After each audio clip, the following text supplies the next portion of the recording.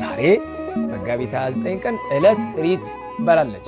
የተመረጠች ቀን ዕለተ መድኃኒት፣ መድኃኒት የተደረገባት የዳንባት መዳን የተቀበልንባት አምላክ እኛን ለማዳን ሰው የሆነባት ዕለት ናትና ዕለተ መድኃኒት ትባልና በኩረ በዓላት የበዓላት ሁሉ በኩረ ትባላለች።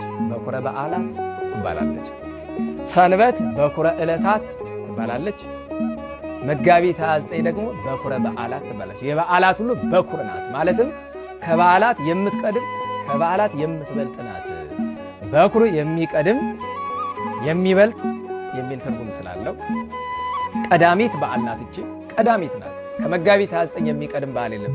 ምክንያቱም ዓለም የተፈጠረባት ዕለት ናት። ምክንያቱም አምላክ ሰው የሆነባት ዕለት ናት።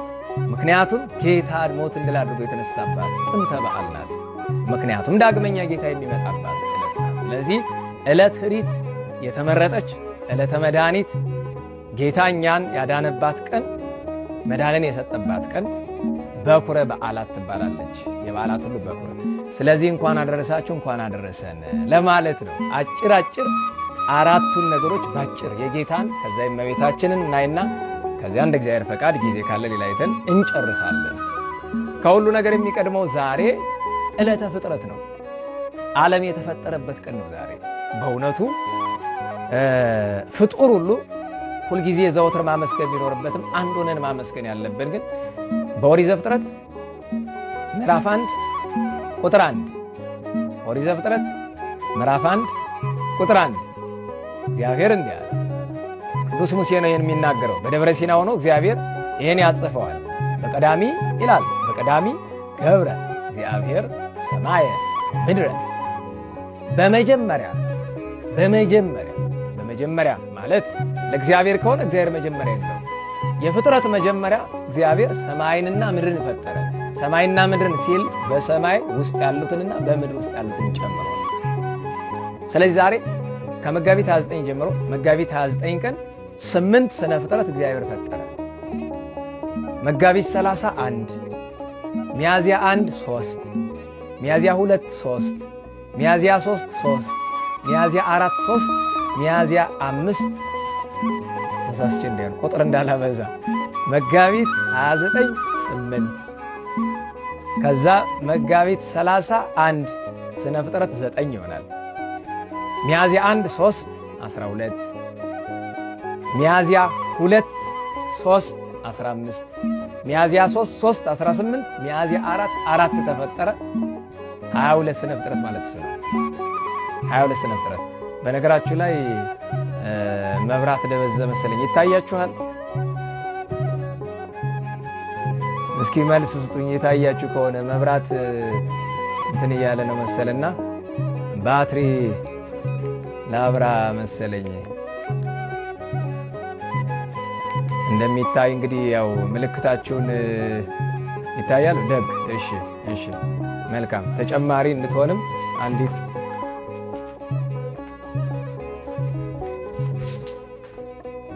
እንግዲህ ያው የሰው ሰራሽ ነገር እንደዚህ ነው እና ደግ ከታየ ደግ። ስለዚህ እግዚአብሔር ዛሬ ስነ ፍጥረትን የጀመረበት ቀን ነው። መጋቢት 29 ጀመረ በዕለተ እሑድ። መጋቢት 4 ቀን ጨረሰ በዕለተ ዓርብ። ማለት ሚያዝያ 4 ቀን ጨረሰ በዕለተ ዓርብ። ስለዚህ እግዚአብሔር በዕለተ ሰንበት መጋቢት 29 ቀን ቤተክርስቲያናችን እንደዚህ ነው የምታስተምር። የኢትዮጵያ ኦርቶዶክስ ተዋሕዶ ቤተክርስቲያን መጋቢት 29 ቀን እግዚአብሔር ሰማይና ምድርን ፈጠረ። ከዚያ በኋላ እሑድ፣ ሰኞ፣ ማክሰኞ፣ ረቡዕ፣ ሐሙስ፣ ዓርብ እነዚህ 6ቱ ቀናት ስነ ፍጥረት 22ቱ ስነ ፍጥረት። እንዲያውም መቅድመ ወንጌል ላይ ትርጓሜ ምን ይላል? እግዚአብሔር የፈጠረው ፍጥረት እያንዳንዱ ቢቆጠር ፍጡር ተናግሮ ባልጨረሰው ነበር።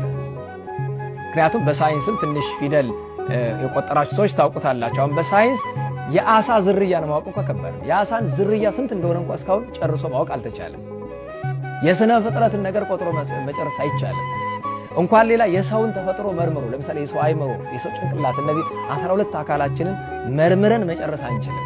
እስካሁን ድረስ የሰው ልጅ የገዛ አካሉን እንኳ መርምሮ አልጨረሰም። ስለዚህ ምን ይላል መተርጉማን?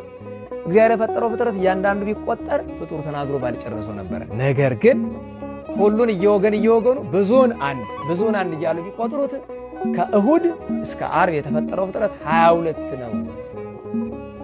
22 ነው። ይህንንም ባጭር ዛሬ የሥነ ፍጥረት ቀን ነውና ባጭር እንደዚህ ይናገሩታል።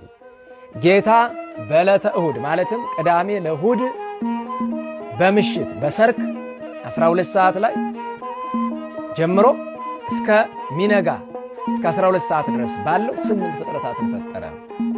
እግዚአብሔር በዚህ ዕለት አስቀድሞ 10 ፍጥረት የሁላችን መገኛ መላእክትን ባይጨምርም የሌሎቻችን መገኛ የሆኑትን አራቱን 10 ፍጥረት እነዚህ አራቱ 10 ፍጥረት የሚባሉት ነፋስ አለ፣ እሳት አለ፣ ውሃ አለ፣ መሬት አለ። እነዚህን አራቱን 10 ፍጥረት ፈጠረ። አራት በሉ። አምስተኛ ጨለማን ፈጠረ። ስድስተኛ ሰማያትን ፈጠረ። ሰባተኛ መላእክትን ፈጠረ። ስምንተኛ ብርሃንን ፈጠረ።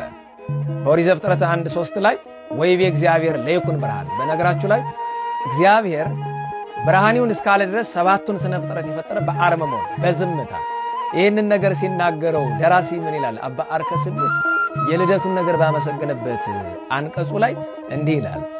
ሰላም ለልደትከ እግዚኦ እግዚእነ ድንጋሌ ማርያም እምከ እንበለ ታርሁ ክዱነ ዝንቱሰ መንክር ዘበሃቤከ ኢኮነ እስመ ፈጠርከ ቀዳሚ እንዘ ታሪ ስልጣነ በአርምሞ ጽልመተ ወበቃል ብርሃነ አለ።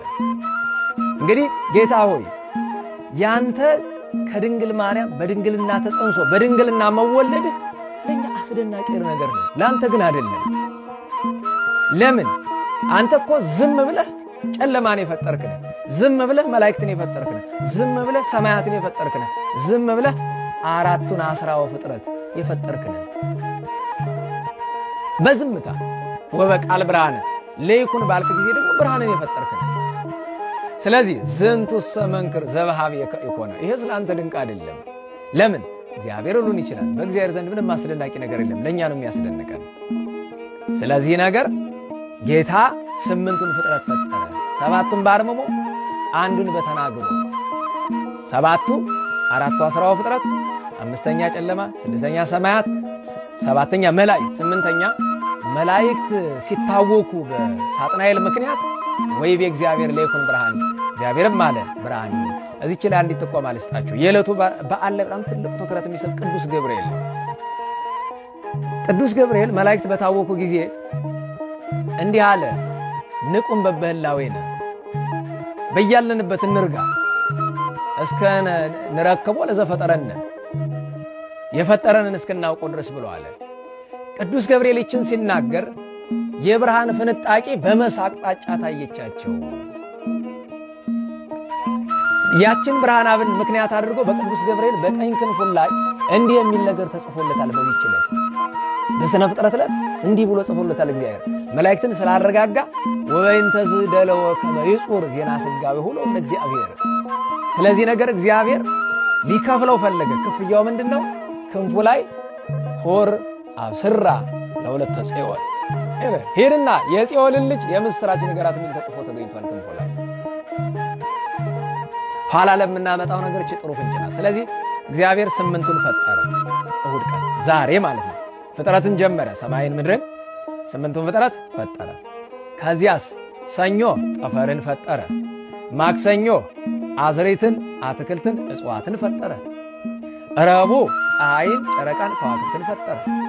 ሐሙስ እንስሳትን፣ አራዊትን፣ አዕዋፍን በሌላ አነጋገር በልብ የሚሳቡ በእግር የሚራመዱ የሚሽከረከሩ በክንፍ የሚበሩትን ፈጠረ። ዓርብ እነዚህኑ ድጋሚ ዓርብ በየብስ ፈጥሮ ሐሙስ በየብስ ፈጥሮ ዓርብ በባህር ያሉትን ፈጠረ። ቢደምሩት 21 ይሆናል። እሁድ 8፣ ሰኞ 1 9፣ ማክሰኞ 3 12፣ ረቡዕ 3 15፣ ሐሙስ 3 18፣ ዓርብ የጠዋቱ 3 ገና ሳይነጋ የተፈጠረው 3 21 ይሆናል። 22ኛው አዳም ነው። እሱም በዕለተ ዓርብ ሚያዝያ 4 ቀን እግዚአብሔር ወይቤ እግዚአብሔር ንግበር ሰብአ በአርአያነ ወበአምሳሊነ እግዚአብሔር አለ ሰውን በመልካችን በምሳሌያችን እንፍጠር ብሎ አለ። አዳምና ሔዋንን ፈጠራቸው በዕለተ ዓርብ። ሔዋንን በሳምንቱ ከጎኑ ለያት። ከዚያ ሚስት እንድትሆነው ሰጠ።